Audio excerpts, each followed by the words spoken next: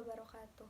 Perkenalkan, nama saya Sarah Putri Afrilianda dari kelas 1B S1 Akuntansi.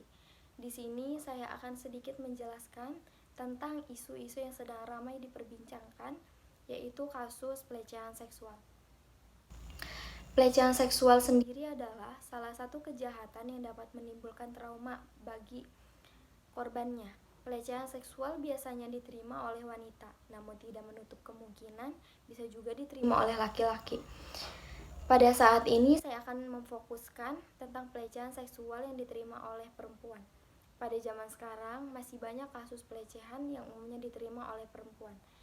Salah satunya yang akan saya bahas pada video kali ini, pelecehan seksual masih dianggap tabu atau aib jika kita menceritakan pelecehan yang kita alami kepada orang lain.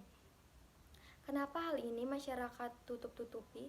Karena menurut masyarakat, untuk membahas hal semacam ini adalah hal yang memalukan untuk dibagikan kepada orang lain. Contohnya pada kasus Heri Wirawan, seorang guru pesantren yang hamili belasan santriwatinya di Bandung yang mengundang geram publik. Ketika guru pesantren yang seharusnya melindungi sang murid, namun Heri Wirawan dengan tega memperkosa dan menghamili belasan santriwatinya di Bandung hingga melahirkan. Dengan alasan pemahaman syariat nikah mut'ah dari paham Syiah. Kasus bejat guru pesantren hamili santriwatinya ini ramai diperbincangkan. Kelakuan tidak bermoral Heri Wirawan yang tega perkosa belasan santriwatinya akhirnya viral di media sosial. Berdasarkan laporan yang baru terungkap, dari semua korban perbuatannya sebanyak 12 santriwati menderita. Mereka hamil dan melahirkan akibat perbuatannya. Salah satu warga yang bertetanggaan dengan bangunan yang digunakan sebagai pondok pesantren Tahfidz Quran itu mengatakan bahwa rumah itu tak bersosialisasi dengan warga sekitar. Warga tersebut mengatakan bahwa sejak awal pandemi terlihat ada kegiatan di rumah tersebut. Biasanya beberapa kali terlihat ada murid rumah tahfidz yang berkegiatan di bangunan tersebut.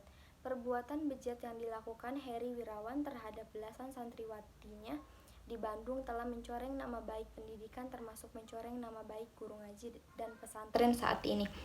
Pelaku pemerkosaan terancam hukuman 20 tahun penjara atas aksi bejatnya.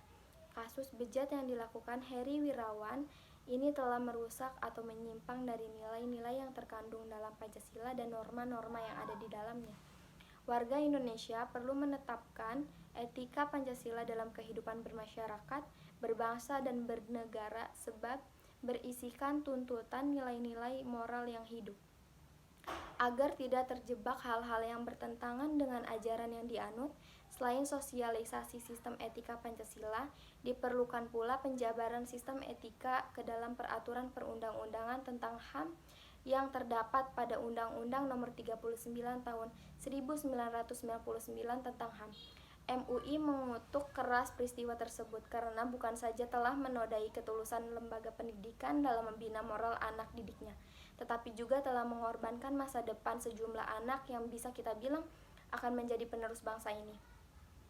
Dilihat dari teori filsafat Pancasila mengenai kasus pelecehan seksual terhadap anak ini, jelas sangatlah melanggar hukum karena bentuk penyiksaan di mana orang yang lebih tua menggunakan anak untuk merangsang seksualnya.